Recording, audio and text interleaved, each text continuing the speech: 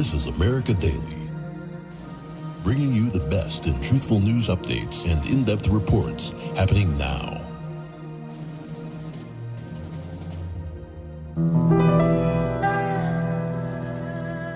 Welcome to America Daily. I'm Jessica Beatty. Mental illness has been on the rise in the past decade, especially among teens and young adults. It's largely due to increased use of social media. According to the National Alliance on Mental Illness, 1 in 5 teens and young adults live with a mental health condition. Depression, anxiety disorders, and attention deficit hyperactivity disorder are the most common mental illnesses affecting this group.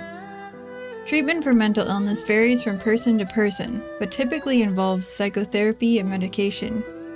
Alternative treatment, such as traditional Chinese medicine, is being more sought out due to its natural approach to treating the whole person, physically, emotionally, and spiritually. Today we talk to an expert in the field of both mental health issues and Chinese medicine. Here to tell us more is Mei-Ling Li.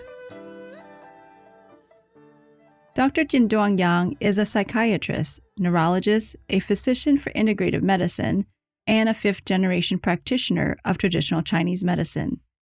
He is the founder and president of Yang Institute of Integrative Medicine and Tao Clinic of Acupuncture. Dr. Yang is also a co-author of 2 books, Facing East, Ancient Health and Beauty Secrets for the Modern Age, and Clinical Acupuncture and Ancient Chinese Medicine. I first asked Dr. Yang what traditional Chinese medicine is. Traditional Chinese medicine, I prefer to call it ancient Chinese medicine because the traditional Chinese medicine people talk about today is not really traditional. It has been modified in mainland China by the communist regime. So it's no longer including the important information that ancient Chinese medicine has. So I would prefer call it either classic Chinese medicine or ancient Chinese medicine. Well, this medicine is really an advanced medical system where they not only recognize the structural body and the chemical body, but most importantly, they are the expert or they have insights into the energetic body. So if you really want to compare to the ancient Chinese medicine versus modern Western medicine, the modern Western medicine is more about medicine for the body structure and the body chemistry, while the Chinese medicine is more about body's energy, because it is the energetic body that determines our life and our function. So therefore, ancient Chinese medicine is more advanced medicine in that sense. You mentioned ancient Chinese medicine being an energetic system. Many people may still not be familiar with the concept of energy, or qi as it is called in Chinese medicine. Can you talk more about qi? Yeah, I just wrote an article for the Epoch Times called Get Acquainted with Your Qi, or with your energy, with your vital energy. So energy is energy. It's we experience them all the time, right? The energy is what gives you body temperature, for example. And we measure body temperature all the time. If you have 1 degree or 2 degree higher than normal, you're very uncomfortable. And actually, if you're 1 degree or 2 degree below normal, you'll also be very uncomfortable. And your heart beats all the time. That's run by your energy, and your lung breathes, and your bowel moves, your muscle contracts, and your voice, your thoughts, your emotions, and that's all manifestation of the energy. And so the only problems between human energetic system and the energetic system of car is that the energetic system of the car, you can see them visually. You can see the batteries, the engines, the electronic wires, you know. But in the human body, the energy is as invisible as the air, for example. And you don't see the air, but we live in it, we live on it. And so inside the human body, you have the energy coming from the air, basically the oxygen. And then you have the energy come from food through the Krebs cycle. And, you generate ATPs. And when ATP become ADP, it release energy. So the energy is not something foreign or strange. Only in Chinese, we call it qi, right? So we call electronic qi, we call it steam qi, we call it the emotional qi. So anything that is manifestation of the energy, we call it qi. So I think because it's invisible, so the human energy is as invisible as energy itself, and the channels that energy travels is invisible too, but they do exist. And the human organ system are not just a body structure or piece of flesh, is also a biochemical factories, and actually it is also an electronic powerhouse. So for example, our brain only weigh 2% of our body, but it consumes 20% of the energy, of our body. So the Chinese medicine are the medicine that is specializing, understand the human energetic system and energetic functions, energetic physiology and pathophysiology, so on and so forth. And the question is, how did they know? How did they learn about it? If modern medicine don't see it, how could ancient Chinese medicine see it? Because we normally consider modern medicine as more advanced medicine. Chinese medicine is more primitive medicine. Actually, it's the other way around. The people who created Chinese medicine had a capacity to visualize human energetic system. They mapped it out for us. And I think the civilization for some reason disappeared, but the information that accumulated left us verbally till it was the new civilization had a way to document it or write it down on the bamboo, and that's about 2,500 or 3,000 years ago. And we had this book called the Yellow Emperor Classics, and the book actually is a documentation of the entire ancient Chinese medical system and passed on to us verbally. And so that's how the Chinese medicines originated. So if you think about it, before we had X-ray machine and we can't see human bones when they're alive and living, right? And now we can scan the human body with X-ray machine, but we bypass everything. We only see the bones.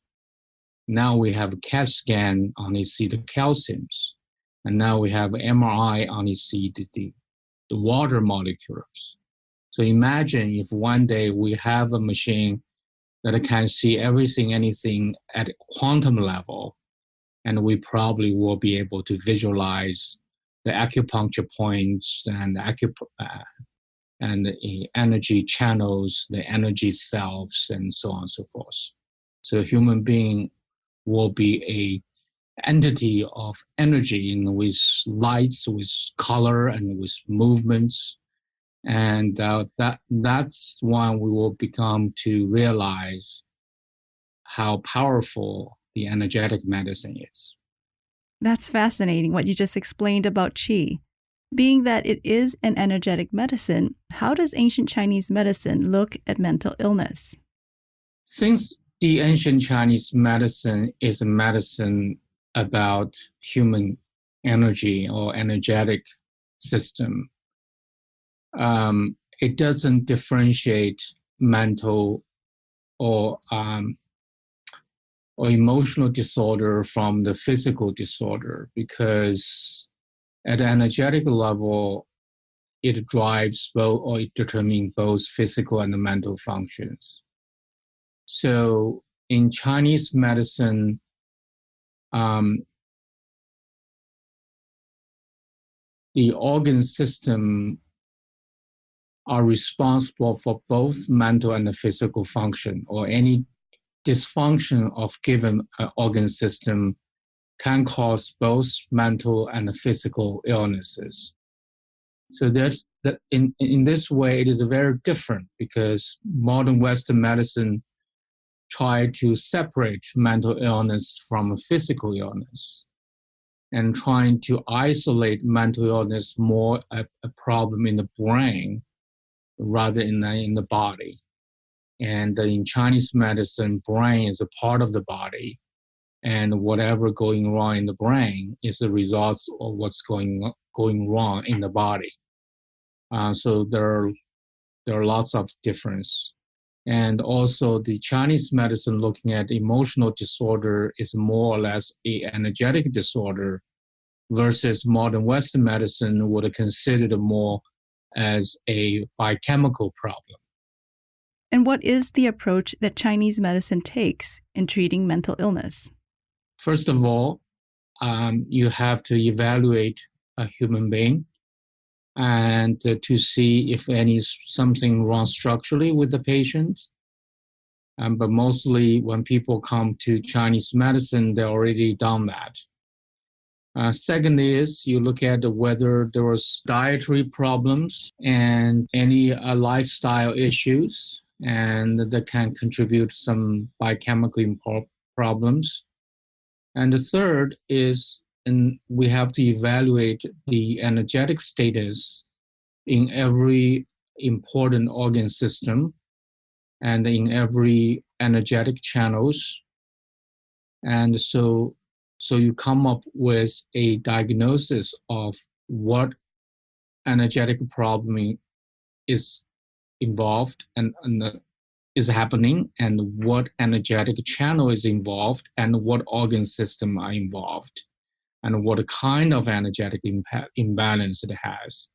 Now you develop a Chinese herbal remedies as well as acupuncture treatment formula and the plan.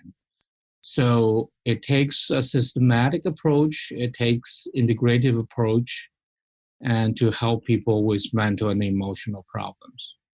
Should people be concerned about acupuncture and Chinese herbal medicine interfering with their Western medical treatments?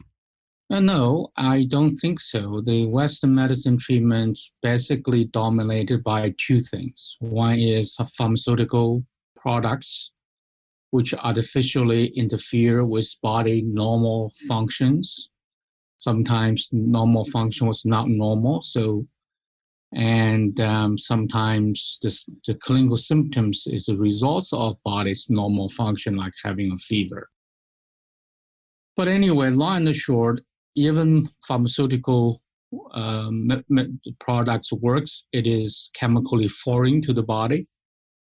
Body will automatically fight it and resist it until it's no longer working for the body.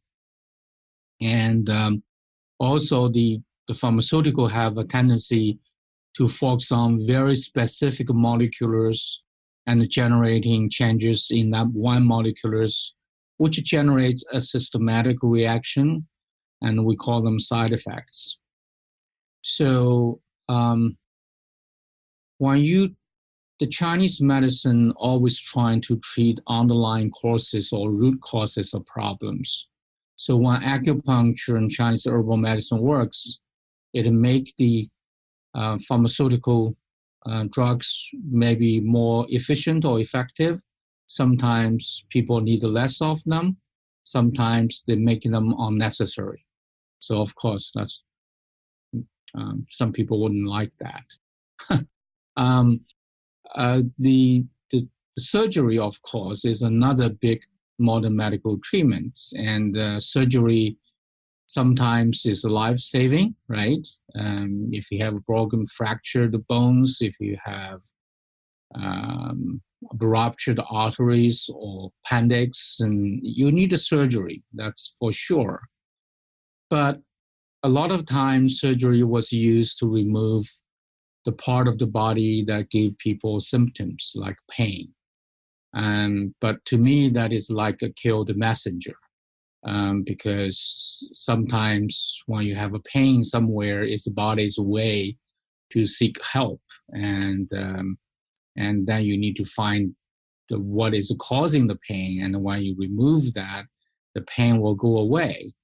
But if we simply just cut off the part of the body that it was ill, then without addressing what was the cause of it, is equivalent to kill the messenger. Like medication, the silent messenger a lot of times. If you have a pain, we'll give you painkillers, and you feel different, but you're never different. So by the way, the long and the short, when you really use the ancient Chinese medicine properly, it will not cause any contradiction with what is going on with modern medical treatments, which, again, even when they works, they only mask the symptoms. They don't treat the cause of the problem. And even when they works, they only treat the symptom, the results of disease. They never address the cause of the disease. Dr. Yang's clinic takes an integrative approach in treating mental illness. I asked him what results he has seen by taking that approach. Well, and we have incredible results from our approach, because how can people not get better when all those abnormalities being addressed and in the systematic, in integrative ways? And we're helping people reduce or eliminate medications which they suffer from side effects, which are not working. And we help optimize their brain functions so they can do a better job, be more productive. And the challenge is, of course, not like masking symptoms or give people a quick fix. To address all these issues takes time, takes work, and takes effort. And that's the challenge. So people have to be able to commit to the journey to get better. And so people have to commit to programs that can last 3 months or 6 months, 12 months. It depends on how chronic their problem is, how complicated their problem is. But we make people better, not just make them feel better. If you would like to know more on how acupuncture and Chinese medicine can help treat mental illness, you can visit Dr. Yang's website, yanginstitute.com. Thank you for joining me at America Daily. I'm Mei-Ling Lee. Until next time.